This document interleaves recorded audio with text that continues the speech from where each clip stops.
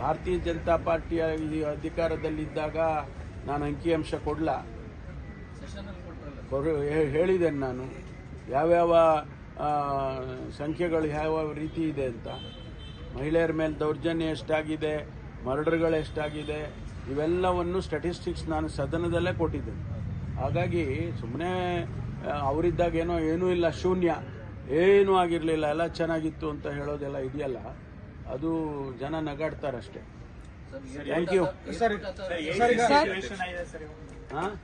ಹೌದು, ನಾನು ಹೋಗಿಲ್ಲ. ನಾನು ನಿನ್ನೆನೂ ಹೇಳಿದ್ದೇನೆ, ನಾನು ಹೋಗೋದಿಲ್ಲ. ಬೇರೆ ಬೇರೆ ಕೆಲಸಗಳಿದಾವೆ ಇಲ್ಲಿ, ಅದಕ್ಕೋಸ್ಕರ ನಾನು ಹೋಗ್ತಾ ಇಲ್ಲ. ಸಂಘಟನಾತ್ಮಕ ವಿಚಾರವಾಗಿ ಒಂದಿಷ್ಟು ಬದಲಾವಣೆಗಳಾಗ್ತವೆ ಅನ್ನುವಂಥದ್ದು ನೋಡೋಣ. ರೆಸೊಲ್ಯೂಷನ್ ಅವರೇನು ಕೆಲವು ಬಹಳ ಪ್ರಾಮುಖ್ಯವಾದ ರೆಸೊಲ್ಯೂಷನ್ಗಳು ಮಾಡ್ತಾರೆ. ACC ಸೆಷನ್ ಆಗುವಾಗ ನಮ್ಮ ಮುಂದಿನ ನೋಟ ಏನು, ಮುಂದೆ ಏನು ಕಾರ್ಯಕ್ರಮ ಮಾಡಬೇಕು, ಪಕ್ಷ ಸಂಘಟನೆ ಯಾವ ರೀತಿ ಮಾಡಬೇಕು ಅನ್ನೋದ್ರ ಬಗ್ಗೆ ಅನೇಕ ಚರ್ಚೆ ಮತ್ತು ತೀರ್ಮಾನಗಳನ್ನು ಮಾಡ್ತಾರೆ. ಈಗ ಹಿಂದೆ ಎಲ್ಲ ಜಾಗದಲ್ಲಿ ಹೋಗಿ ಮಾಡಿದಾಗ ಅದಕ್ಕೆ ಎಂಥ ರೆಸೊಲ್ಯೂಷನ್ ಅಂತೆಲ್ಲ ಹೇಳ್ಬಿಡ್ತಾರೆ. ಈಗ ಜೈಪುರ್ ರೆಸೊಲ್ಯೂಷನ್ ಅಂತ ಆಗಿತ್ತು ಹಿಂದೆ, ಈಗ ಅಹಮದಾಬಾದ್ ರೆಸೊಲ್ಯೂಷನ್ ಅಂತ ಏನು ಬರುತ್ತೆ ಅಂತೇಳಿ ಕಾದು ನೋಡಬೇಕು.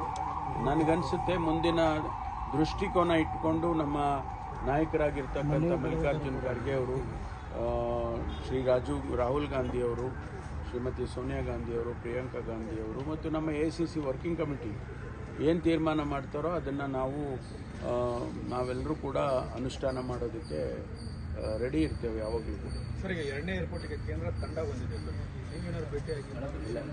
ನಾವೆಲ್ಲ ಹೇಳೋದೆಲ್ಲ ಹೇಳಿದ್ದೇವೆ.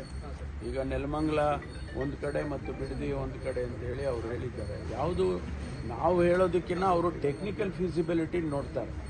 ಟೆಕ್ನಿಕಲ್ ಫೀಸಿಬಿಲಿಟಿ ಹಿಂದೆ ಬಿಡದಿಯಲ್ಲಿ ಇಂಟರ್ನ್ಯಾಷನಲ್ ಏರ್ಪೋರ್ಟ್ ಪ್ರಸ್ತಾವನೆ ಬಂದಾಗ ಟೆಕ್ನಿಕಲ್ ಟೀಮು ಈ ಭಾಗದಲ್ಲಿ ಆಗೋದಿಲ್ಲ ಅಂತ ಹೇಳಿದ ಮೇಲೆ ನಾವು ದೇವನಹಳ್ಳಿಗೆ ಹೋದ್ವಿ. ಈಗ ಮತ್ತೆ ಆ ಭಾಗದಲ್ಲಿ ಆಗುತ್ತೆ ಅಂತ ಟೆಕ್ನಿಕಲ್ ಟೀಮ್ ಹೇಳ್ತಾರ ಏನೋ ಗೊತ್ತಿಲ್ಲ. ಅದು ಒತ್ತಡ ಕೇಳ್ತಾರ ಅಂತ ಎಲ್ಲ ಗೊತ್ತಿಲ್ಲಪ್ಪ, ಅದೇನು ಮಾಡ್ತಾರೆ ಅಂತ. ಅವರಿಗೆ ಟೆಕ್ನಿಕಲ್ ಇದನ್ನು ಬದಲಾಯಿಸೋಕ್ಕಾಗತ್ತಾ? ಒತ್ತಡ ಮಾಡಿದ್ರೆ ಅವರೇನು ಏರ್ ವೆಲಾಸಿಟಿ ಇರ್ಬೋದು ಅಥವಾ ಬೇರೆ ಸ್ಪೇಸ್ ಇರ್ಬೋದು, ಜಾಗ ಬರೀ ನಾವು 500 ಎಕರೆ ಅಥವಾ 5000 ಎಕರೆ ಜಾಗ ಕೊಡ್ತೀವಿ ಅಂದರೆ ಆಗೋದಿಲ್ಲ. ಅಲ್ಲಿ ಅವರು ಬೆಟ್ಟ ಗುಡ್ಡಗಳಿದ್ದರೆ ಅಥವಾ ಏರ್ ಪಾಕೆಟ್ಸ್ ಇದ್ದರೆ ಏನೋ ಅವೆಲ್ಲ ಕ್ರೈಟೀರಿಯಾಗಳು ಇರುತ್ತೆ. ನನಗೆ ಸರಿಯಾಗಿ ಗೊತ್ತಿಲ್ಲ, ಅದನ್ನು ಆಧಾರವಾಗಿ ಇಟ್ಕೊಂಡು ಮಾಡ್ತಾರೆ. ಸರ್, ಹಿಂದೆ ಜಾಗಗಳನ್ನು ತಿರಸ್ಕಾರ ಮಾಡಿದ್ರು ಕೂಡ ಮತ್ತೆ ರಾಜ್ಯ ಸರ್ಕಾರ ಆ ಜಾಗವನ್ನು ಮತ್ತೆ ಪ್ರಸ್ತಾಪ ಗೊತ್ತಿಲ್ಲ ಅನಿವಾರ್ಯತೆ ಏನಿದೆ ನನಗೇನು ಅದ್ರ ಬಗ್ಗೆ ಫುಲ್ ಡೀಟೇಲ್ಸ್ ಇಲ್ಲ. Thank you.